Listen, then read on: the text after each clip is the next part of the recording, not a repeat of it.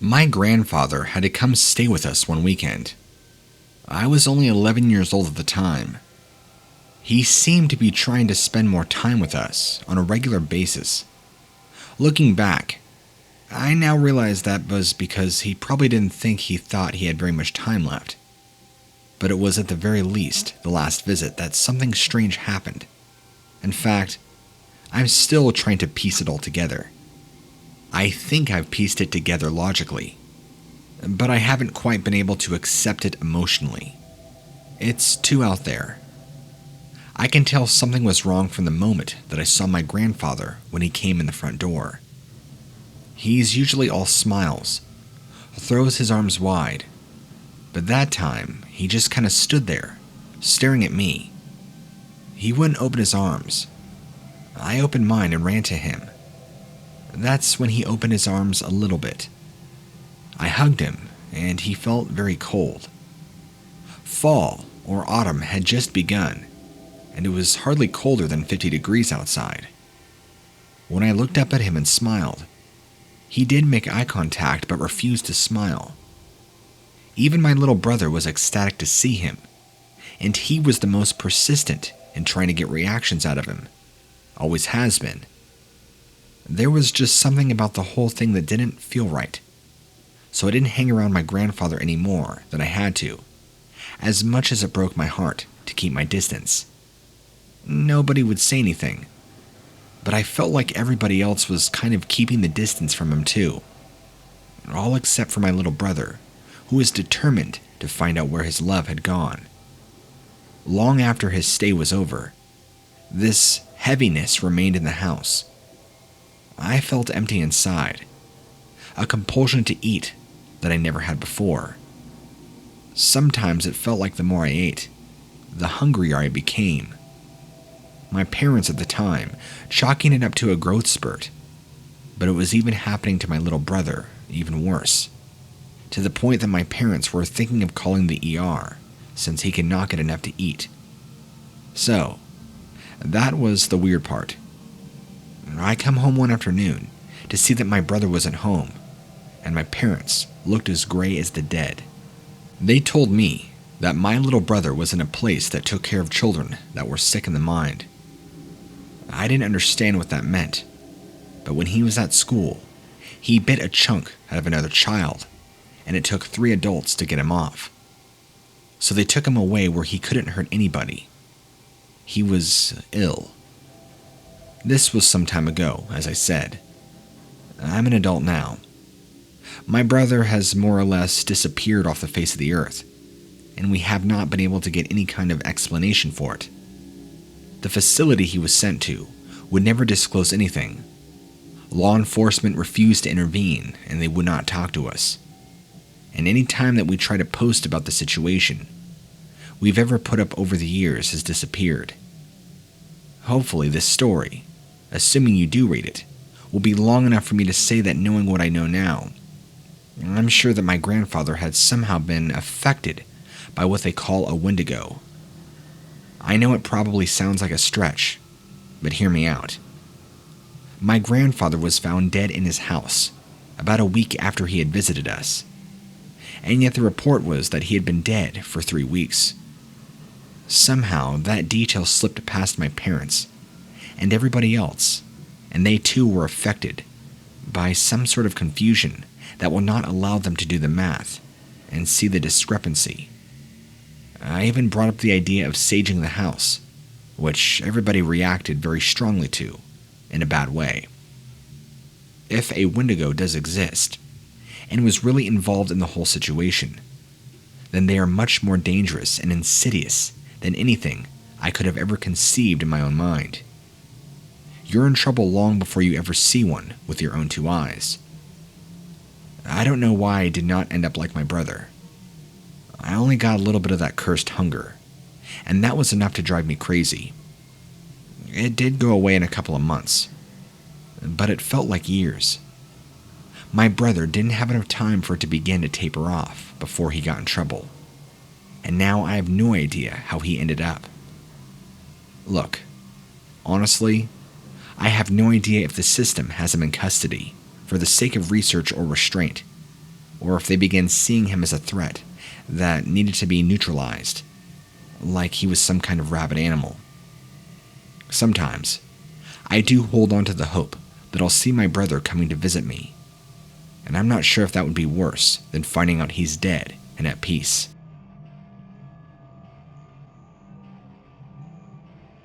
I never actually believed in stuff that goes bump in the night. Not only did it seem too incredible to be possibly true, but it was far less frightening to not suppose they could exist.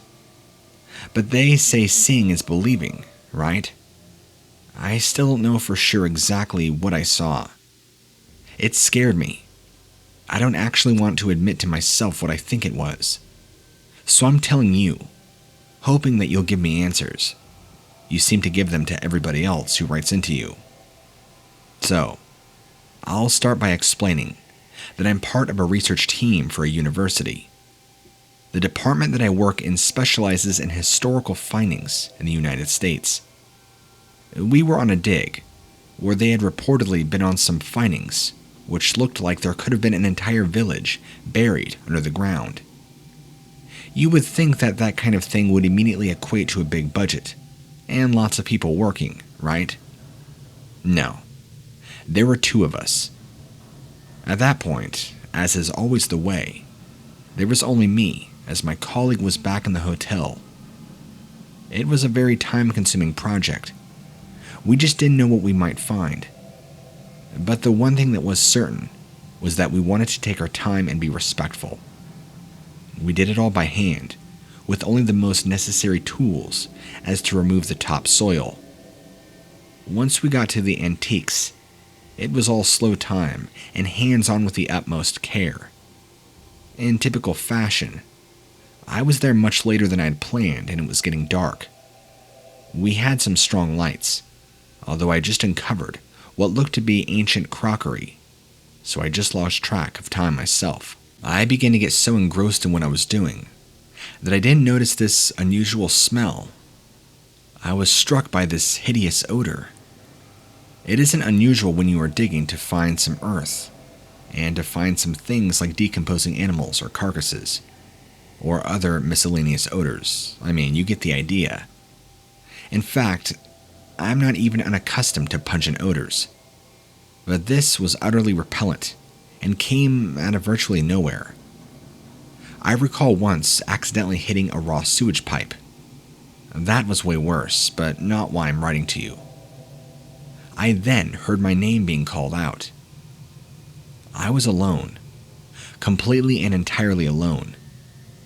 The only person who could have possibly been there to know who I was my colleague, whom I had FaceTimed not 5 minutes before to say I was running late and to order me room service.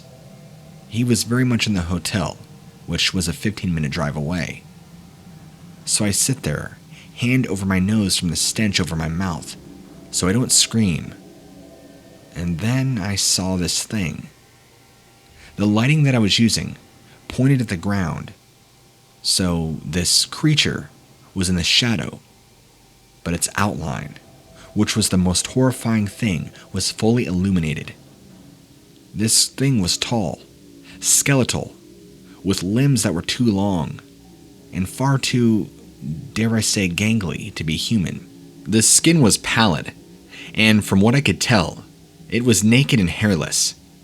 It looked diseased, as if flaps of skin were about to peel away at any moment, and all this led up to the head. It was skinless and bone, but no way appearing human. It looked deer, or maybe canid, something flat with an enlarged snout. The empty eye sockets had a low glow of red to them, and atop this skull had 2 oversized antlers that looked as though they should cause this creature to topple over, due to the sheer disproportionate size. I screamed, and I screamed. I may have never been so completely and utterly petrified. Whether that was enough to placate it, I don't know. But it just casually turned around, and within seconds was gone. I sat there, stuck to my spot, mouth agape and frozen, After a few moments, my colleague rang, asking what the hell was going on. I hauled myself into the truck and got out of there. I never told him or anybody else what had happened, but I can't stop thinking about it, and even shortly afterward, would have nightmares reoccurring over and over. And in fact, to this day, this thing still haunts me occasionally. So I feel like writing this out will do me much better than it will bad.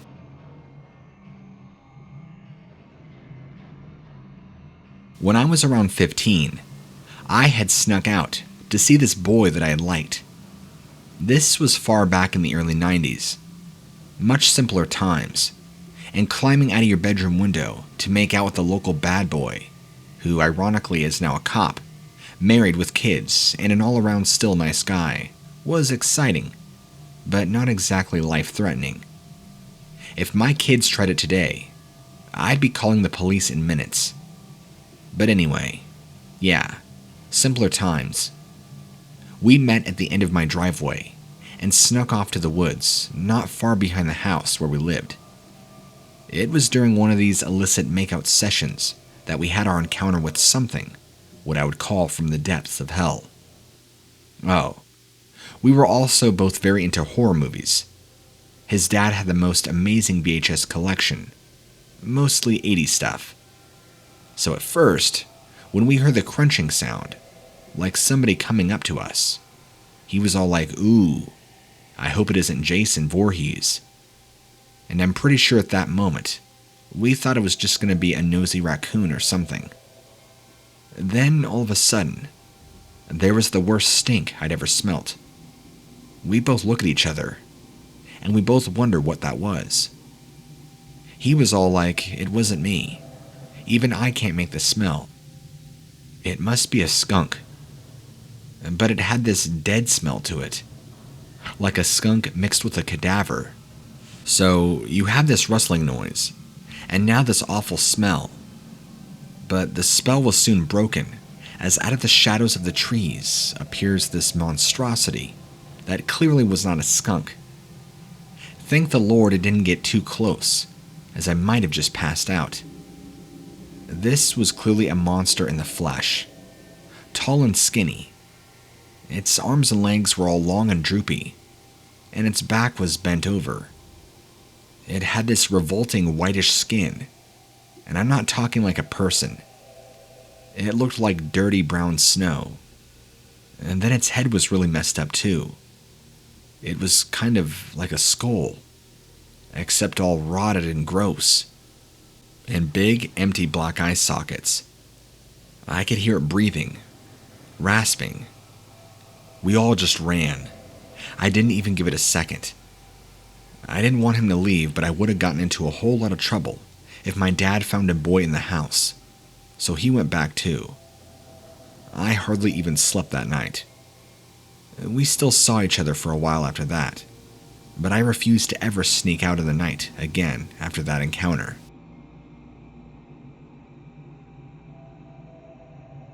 I went through a phase of camping and hiking alone.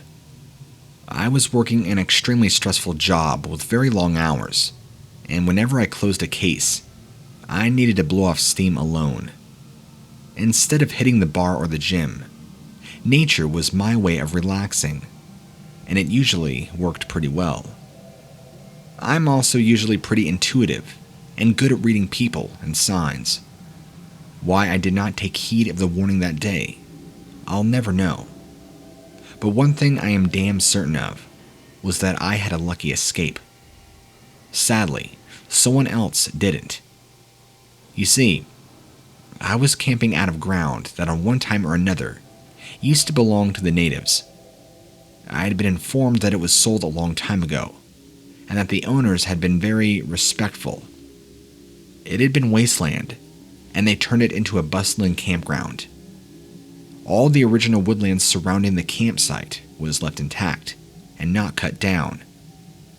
I never go to these places in high season, as it would go against me wanting to get away from people. I have nothing against families, and love seeing parents taking their kids out for fresh air and exercise. But I don't want to be surrounded by others. Hence why I was there right at the very end of the season, with just one other camper on site. For some reason, when I got to the site, the only member of staff left seemed incredibly nervous, and in hindsight, it seemed they were actually doing their utmost to convince me to turn around and leave. But as I said, I didn't or choose not to pick up on this. I hiked, made a fire, and went to bed. Didn't even see the dude in the other tent, which was exactly how I liked it. Sometime in the night, I was woken by the most awful noises, like screaming but not human. It didn't seem like the other camper, and also, not close enough to be somebody on the site. Since I had no way of protecting myself, I somehow managed to convince myself it was probably a coyote, as they can scream like a banshee. I'll admit, I was too afraid to call out or go looking. I didn't want to draw any attention to myself. But the noise got closer, and then I heard footsteps. Something literally brushed past the tent, and something big. It sounded like it was dragging something. There are bears and wolves and all sorts of things out here. They don't usually come anywhere near the camps and at most would steal your food and run off. It must have been a bear. The other dude must have left some food out, and a big bear came and stole it. That was what I told myself over and over. Did bears scream like that? It stopped for a moment, right outside, and I almost wet myself. I had a small portable lantern, in which gave off just enough light that it wasn't exactly pitch black inside the tent, and just showed about the outline of the shadow of the creature outside. The bear. And it had to have been my imagination, but it appeared way too tall and thin to be a bear, and it seemed to have what looked to be antlers. This bear continued on its way, dragging what had to be leftover food it had found. Only that's the only thing that made sense. At some point, I must have fallen back into a deep sleep, and was awakened by the shouting and sirens of dogs. Turns out the member of staff had come to check on us, found the other dude's tent wide open, and blood everywhere. The drag and dirt markings led right to my tent, and past it. The police were called and they asked me all sorts of questions, and I had to explain to them what I thought I saw, heard, and the shadows I'd seen. They all looked at one another, and I knew something really bad had happened. Of course, I had to give my DNA and be tested and questioned, but thank God they think that I had nothing to do with it. Scariest thing about the entire thing, they never found the other guy. Just more blood marks and drag marks, leading off into the woods. They even did a full-on search. They found nothing, and from what I was told, is that they searched for well over 30 miles. So, what took him? That's a question I'll always be asking. Our grade school playground was very nice and isolated. The school itself was surrounded by around 7 or 8 acres of forest. It meant that the supervisors had to be extra vigilant to make sure no kids wandered off when they weren't supposed to. Me and my 2 other friends were known for giving the supervisors fits, because we loved to go right to the edge, right up against the tree line. I can remember they were always yelling at us. We never did actually go into the woods though. But I guess the average adult, whose job depended on keeping us out, it looked like they were going into the woods as soon as somebody turned their heads. Maybe it was the 3 of us that were the sole reason the school decided a chain link fence 40 feet in front of the tree line, all around the edges of the playground. It was a good thing they did, because soon after construction, a number of supervisors seemed to retire. The fence was actually the only thing corralling us. There were still 1 or 2 supervisors, but they couldn't possibly keep tabs on us all at once. Quick note, It might sound weird me referring to teachers and aides as supervisors, but it's what I call them. It made us feel more relaxed about playing at the edge of the forest, because now there's a fence to make sure we could not go further. We hoped that meant the adults would leave us alone, which it did. One recess, like any other. We were the only three in the back 40 of the playground. We were just being ourselves when a very strange, very unpleasant feeling came over us. I looked at my other friends, and their expressions announced that they were feeling the same thing. I wondered if it was something my parents had mentioned. I didn't understand how it worked. Food poisoning. But apparently, there's a chance that anything you ate could make you sick. And somehow, I knew that the strange shape on the other side of the fence was what was making all three of us feel funny. What I saw, it looked like a deer trying to be a person. It had shaggy skin that still had fur attached to it. It looked like it had been taken from a roadkill. This thing was standing on its hind legs and gently tapping the hooves of its forelegs together. A soft but hypnotic-like beat. I can vividly remember my instincts telling me to run, and I shouted to my other friends to do the same, only realizing seconds later that my shout was just a mere whisper. I looked behind me to see that one of my other friends must have heard me and taken advice. The other was still standing there, staring at this thing. I tried to yell back to him to follow us, but again, I had trouble raising my voice. We had gotten back to the school where most of the kids played in the basketball court, and even though we had just eaten and had full stomachs, both of us felt very hungry and tired all of a sudden, as if the entire energy had been sucked out of us. It's like we had just spent a whole 15-16 hours awake, instantly. The notion actually occurred to me to go inside and ask if we could have a second lunch. I was going to voice my idea. When it was time to line up, we let one of the supervisors know that our friend was still at the edge of the playground. That was the first time I'd ever seen one of the supervisors flee. They ran down there quickly, and they didn't come back for a while. It turned out that our friend had gone missing, which I didn't understand how that could happen. There were no holes or openings in the fence, but it certainly made a huge issue with all the teachers. But he was gone, and no matter how the school searched, nothing was happening.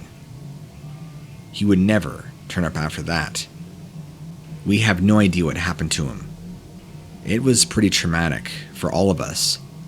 Much of us were close to him, and we have nothing that we could even tell anybody, because nobody would believe us.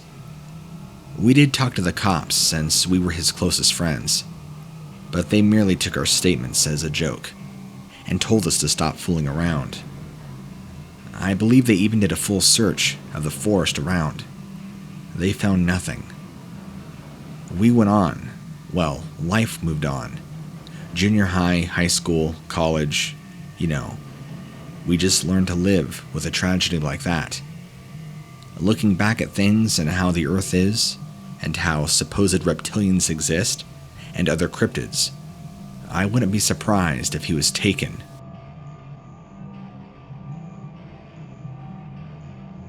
My brother and some of his buddies were out hunting one time when they saw something they swear wasn't right.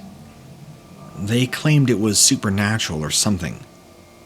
They'd been hunting deer and had found some exciting tracks that they wanted to follow, although they couldn't quite make out what the footprints were. And there were 3 of them, all fairly experienced hunters in their own right. As they followed these tracks, they noticed that these were not only animal tracks, but bipedal humanoid tracks. Thinking that they were hot on Bigfoot's trail, that's when they started to smell a really funky smell. And they were used to finding remains of animals out in the woods, victims of other hunters who hadn't cleared up their mess. But this smell they described to me was far worse. It was like death and rot, and all the worst things in the world that could have gone off at once. The one described it as garbage, like sitting out in the hot sun. One of his friends suggested they head back. No animal was worth this. They all kind of assumed at this point this was for sure Bigfoot. But my brother insisted that he wanted to kill himself at Bigfoot. He said he felt drawn to it, like it was pulling him. They heard some rustling ahead as the stench intensified. They drew back into the cover of some bushes as to not be seen and spooked. Then they saw this thing in person. The first thing he said they noticed was that this thing stood up tall, extremely tall. It did indeed had feet similar to a deer, with little cloven hooves at the end of its arms, where hands should have been, which would explain the tracks they were following. Even though this thing seemed to shapeshift almost, what they thought they were following was a Bigfoot, was indeed something else entirely. This wasn't a buck, nor was it a Bigfoot. It looked like some sort of weird mutation between the two. Its body, while looking humanoid, had a very different head and face. It almost seemed to even have small little spikes, kind of like antlers. All of them completely frozen, not exactly sure what they were seeing. My brother shot a bullet, and they all took off running, as it charged them like a barreling grizzly bear. They still have no idea what exactly it was and what they saw. My brother's only real regret was running away, and not staying to kill this thing and see it through.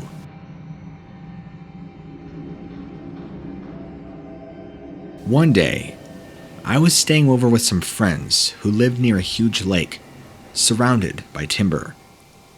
We spent most of the time in the lodge because it was super cold, and there had even been some snow. Of course, everybody was fine, but guess who had brought the dog with them? So, even in the snow, I had to take the dog out as he needed the exercise. I didn't want him leaving any presents for my buddies. He's a big dog and can run and didn't seem to mind the snow at all. One of the mornings it was pretty frosty, and I was desperately hoping that he'd do what he needed to, chase his tail for a bit, and we could finally head back for coffee. But no, he chased off and ran off into the trees.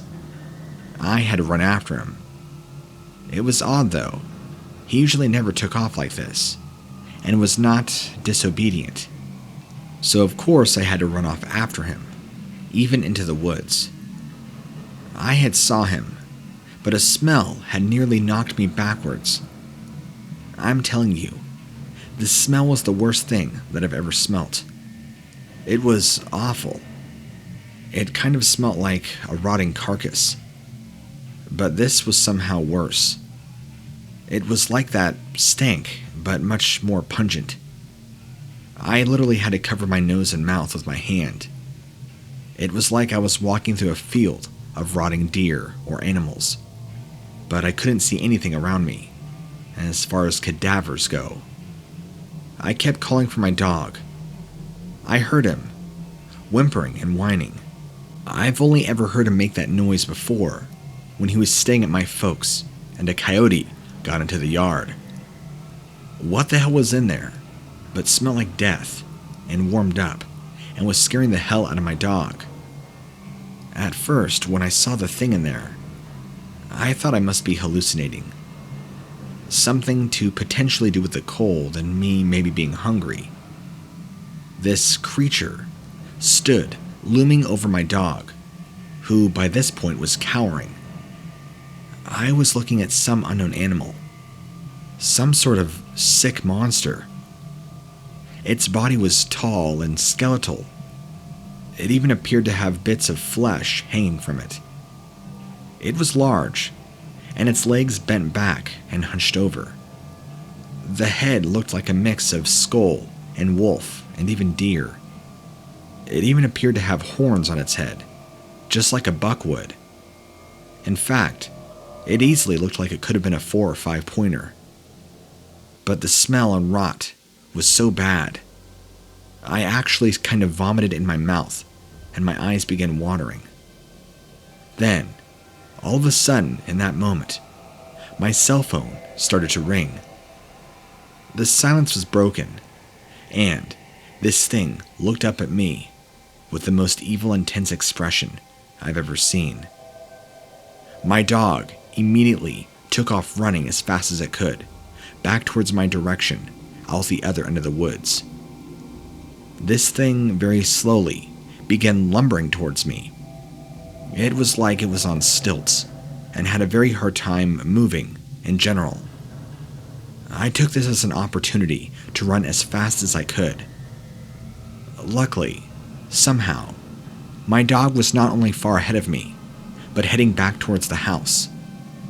I happily chased after him and made my way back into the house after about a 5-minute sprint through the snow.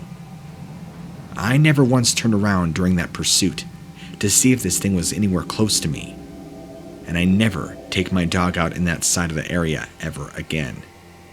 In fact, after that, even though I've gone back to visit, I will never take my dog back, and I personally will never go back to that area of the woods. When I was a boy, I wasn't just an avid collector of all things Native American. I was also an avid hunter of all things native. I would much rather find an arrowhead on the ground than buy an arrowhead on display at a fair. And if I could find anything bigger than an arrowhead, all the better.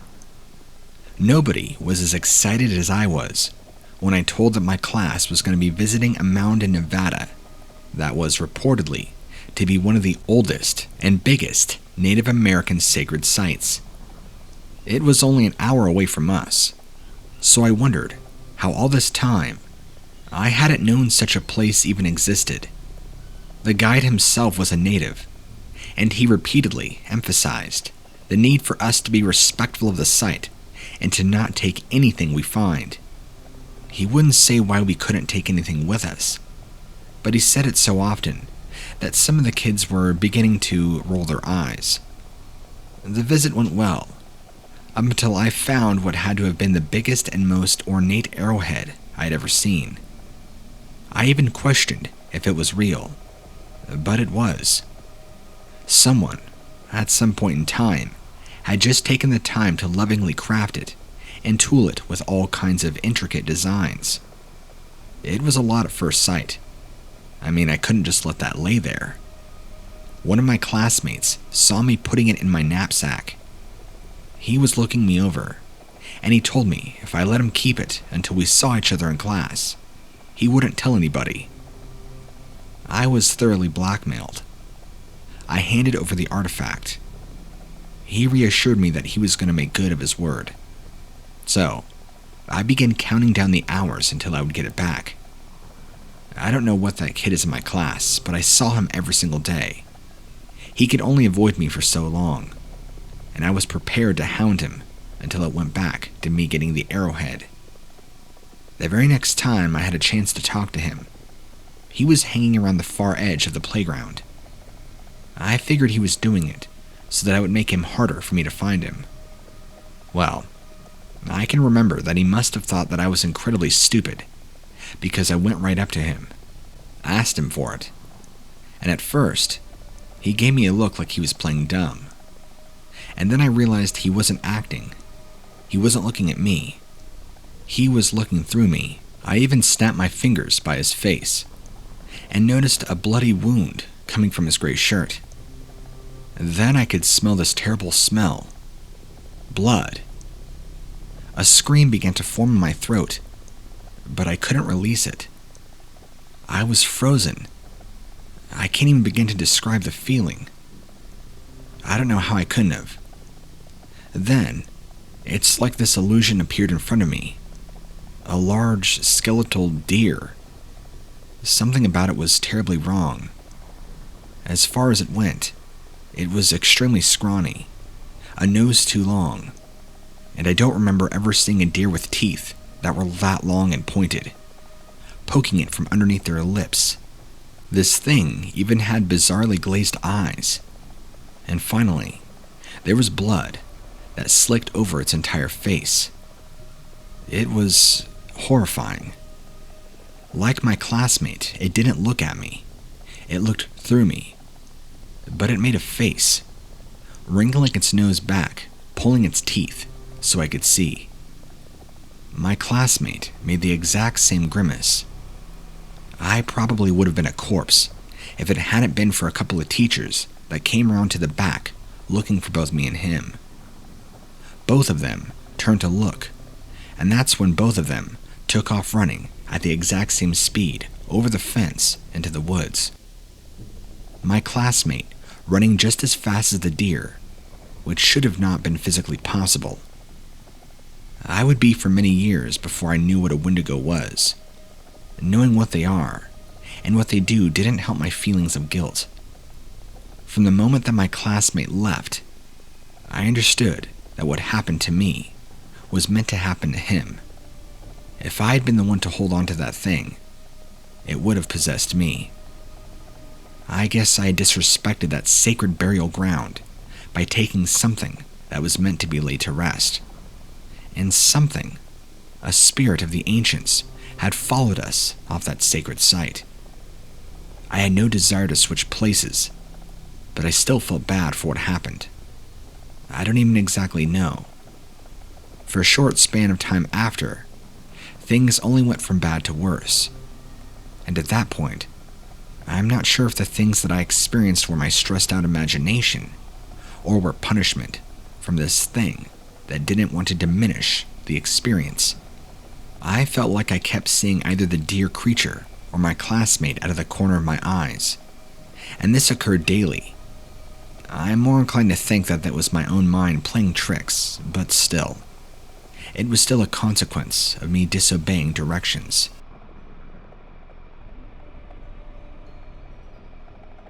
I grew up in the city, so when I met a country-living guy in college, visiting his family was always a unique experience. And by that, I mean 99.9% of the time, it was tons of fun. And I even adored the simpler lifestyle that they really seemed to adopt. It also seemed to cause a lot of amusement to each of them, each time I saw something that I had never before, even when it came to things like deer. Living in a busy city my entire life, I had been to the zoo and seen plenty of animals on TV, but it wasn't like you'd walk through the high-rises and see a goat or cow or deer. And the first time we were driving down one of the country roads, and a deer jumped across the road, I nearly peed my pants. But after a while, I got used to it. It was during Christmas break when I drove back down to visit him on my own. Usually, we traveled to each other's families together, but since we had both gone to our own homes for the actual holiday season, I was now heading to celebrate a country-style New Year. It was a pretty long drive, and I was getting pretty tired by the time I was headed to the exact area in which he lived in. It was also pretty late. Add in the fact that it was December 29th, and you can guess it was already dark by 4:30. I had my headlights on, waiting for anything to jump out across the road. And of course, a deer decides to jump out on the side of the road and just stand there and stare at me as I steadily approached closer. To start with, I wasn't quite as spooked as I would have been had this happened many times when I was driving with Alex, my boyfriend. However, this particular deer did not seem to want to move out of the way. It just stood there, staring at the car. I honked the horn, hoping that would spook it. Nothing. Then it did something which almost caused me to crash into the trees. It stood up on two legs. Not like it was rearing up in a fight, like a cat or dog when they're begging for a treat. This thing looked like it was naturally supposed to be standing on 2 feet. its body changed from 4 legs to 2. I also noticed that as I'd gotten closer, how wrong it looked. And not just the fact that it was standing up like nothing should, but it looked sickly and bony and scrawny.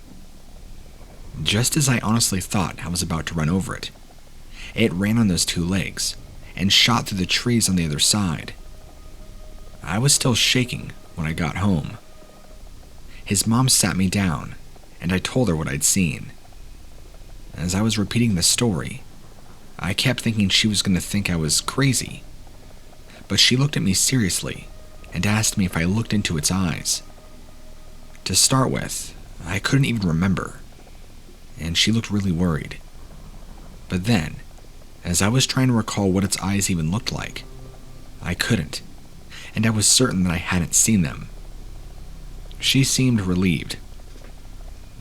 Then, my boyfriend Alex told me that he thought, or they thought, I had encountered what they call a skinwalker, a sort of Native American magical person who could shapeshift into animals.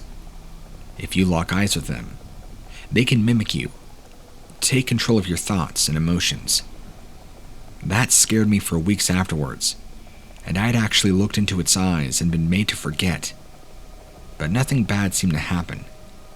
It was one of the scariest moments of my life, and my only encounter with what I know to be a skinwalker. That's my horror story. My girlfriend and I were sharing scary stories the other night. You know, the kind of thing you do when you're fairly new together and you want to impress one another. So far, she had thought all my tales of the possessed black cat who followed me on my paper route and the supply at school, where you would swear you could hear the ghostly moans, were just too cute and funny. So, I challenged her to tell me a true story from her childhood, something I could verify with a family member, and she told me this.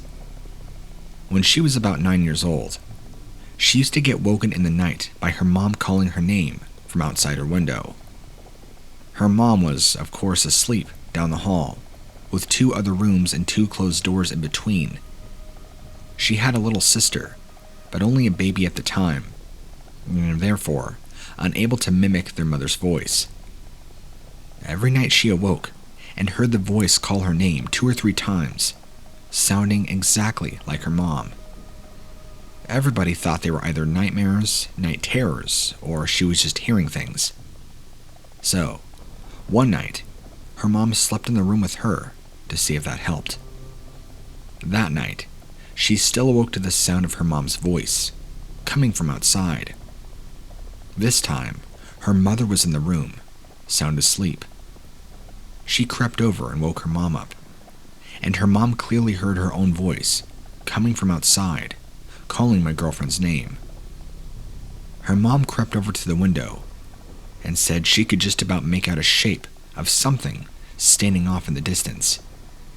It was too dark, but could make out the shape of a deformed, skinny human that ran away in a very animalistic way.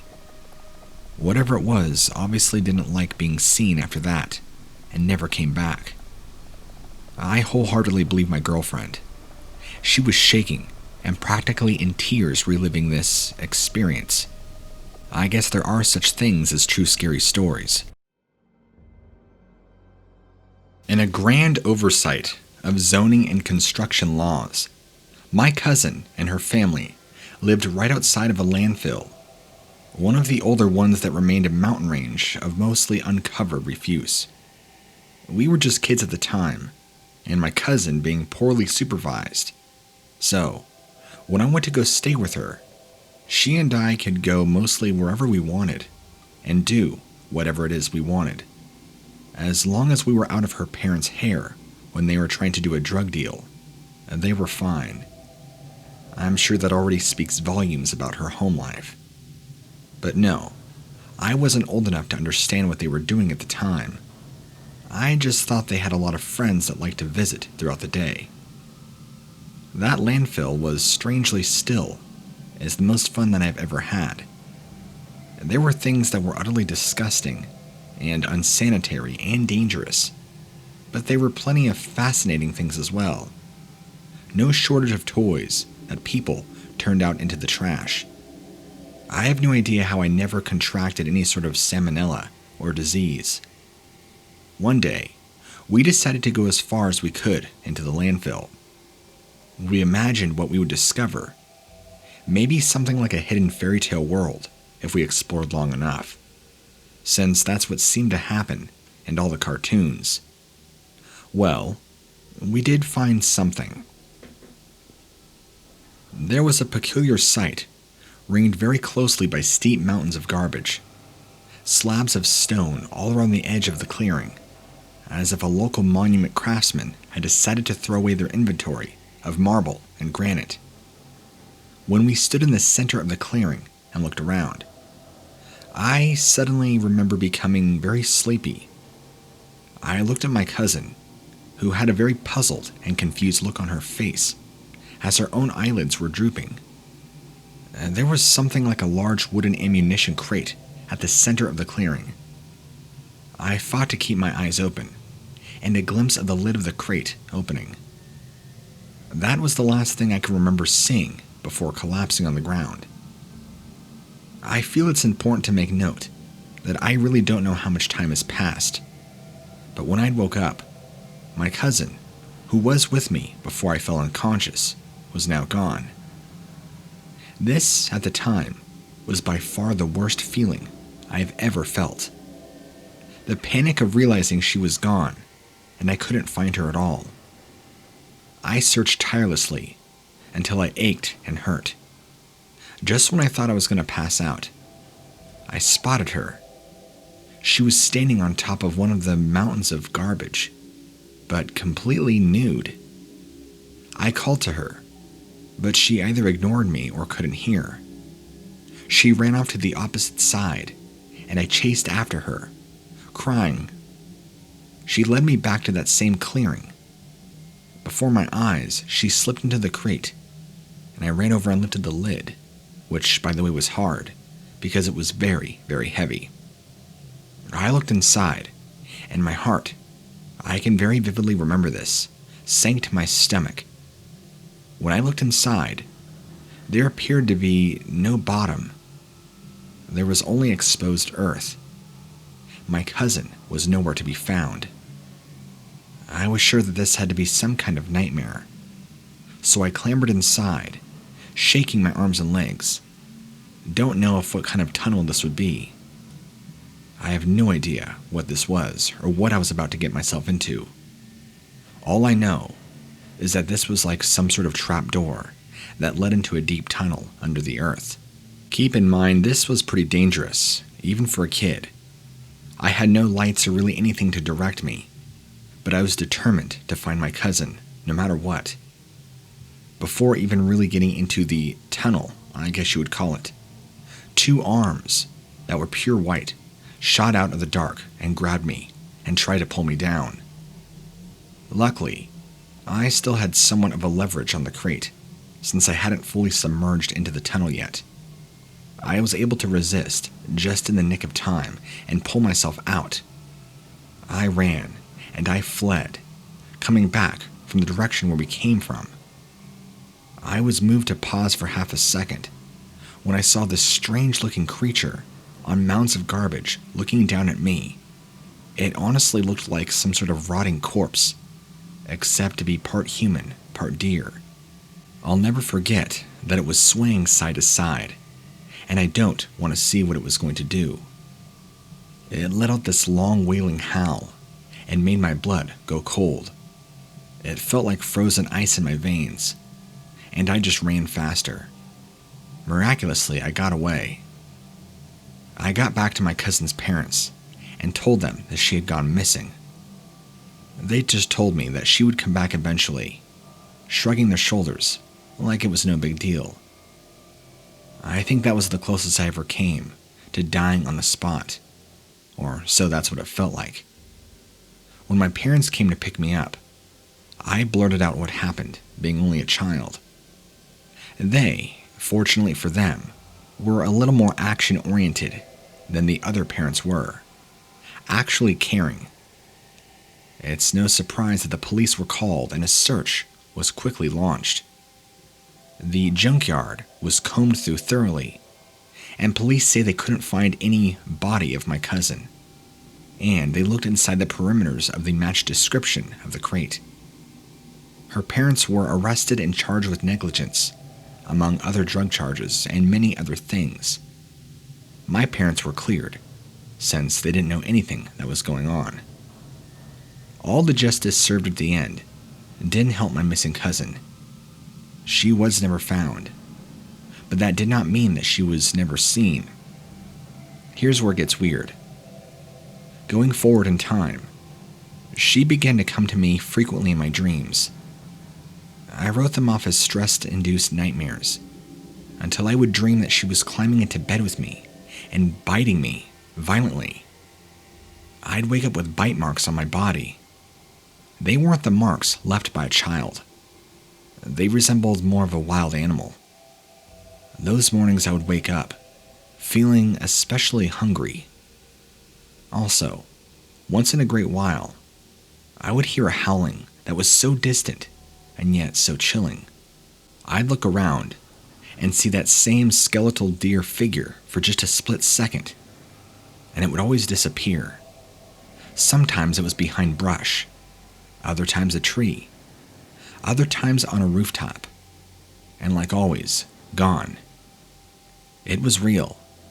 It must have not forgotten about me, even though I've tried to forget about it. Maybe my cousin told it about me. I don't know anymore.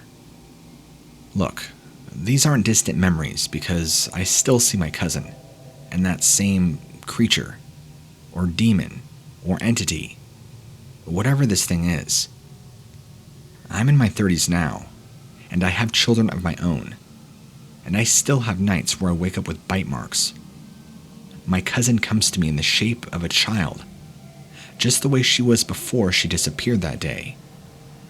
Now it doesn't happen much often anymore. It's like they just show up to remind me they haven't forgotten about me, as if I could ever forget myself. So far, they have not yet touched my wife or my children, and I was afraid of having anybody else in my life for a very long time. Then, I met my wife, and the apparitions still only bothered me. So that gave me the courage I needed to fall in love, have a family.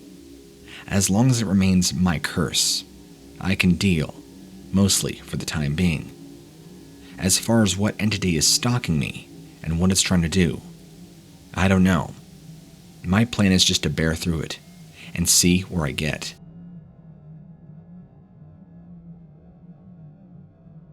My car decided to break down along a desert highway just outside of the state of California, somewhat close to civilization, but too far to walk comfortably. The sun bearing down, and it did not leave me much of a choice. I took my time getting ready for the trek, since Murphy's Law would see to it that a ride would happen by about an hour after I walk.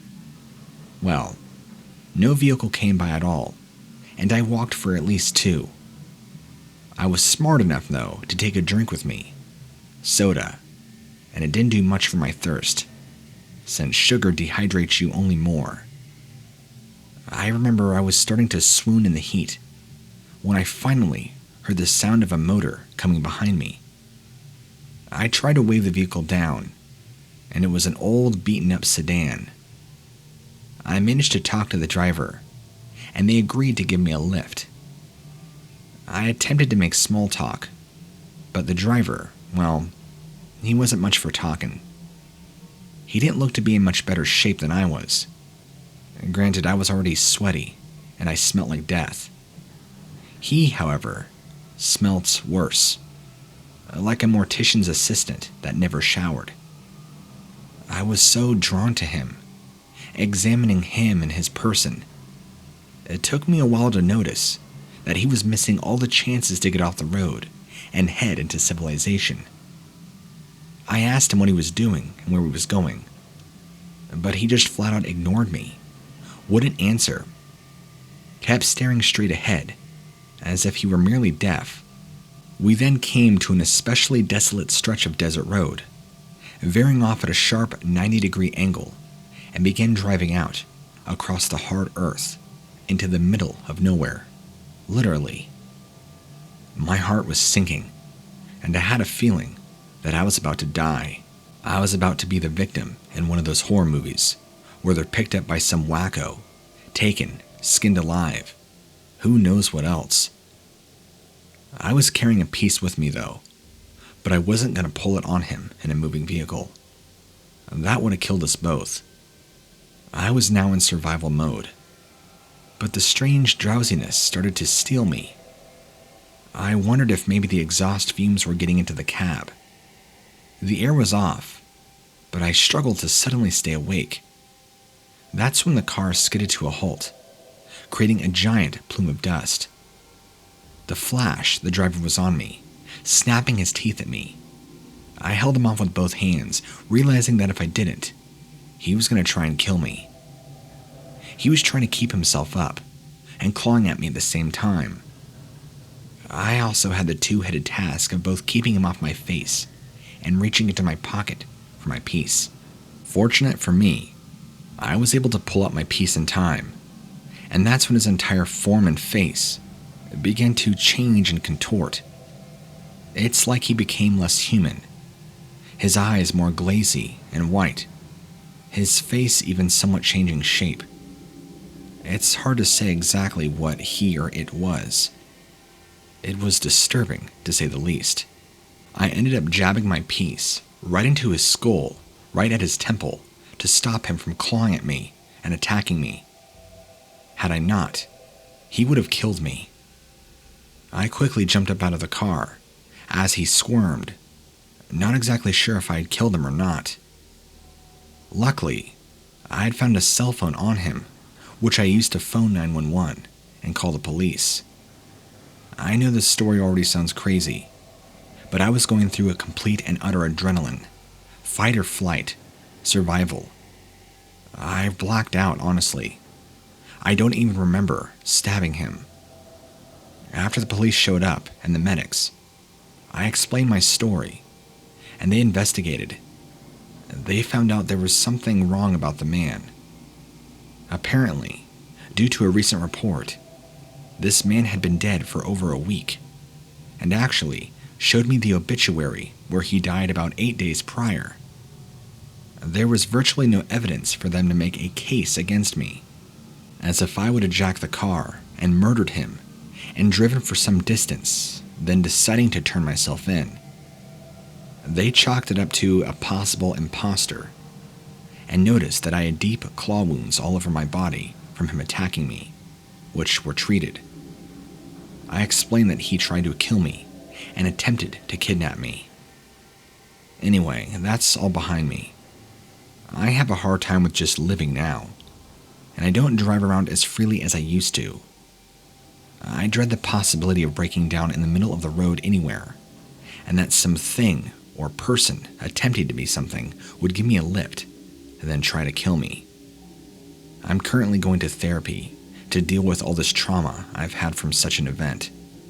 I still live with it, and I feel that writing this out is somewhat therapeutic for me.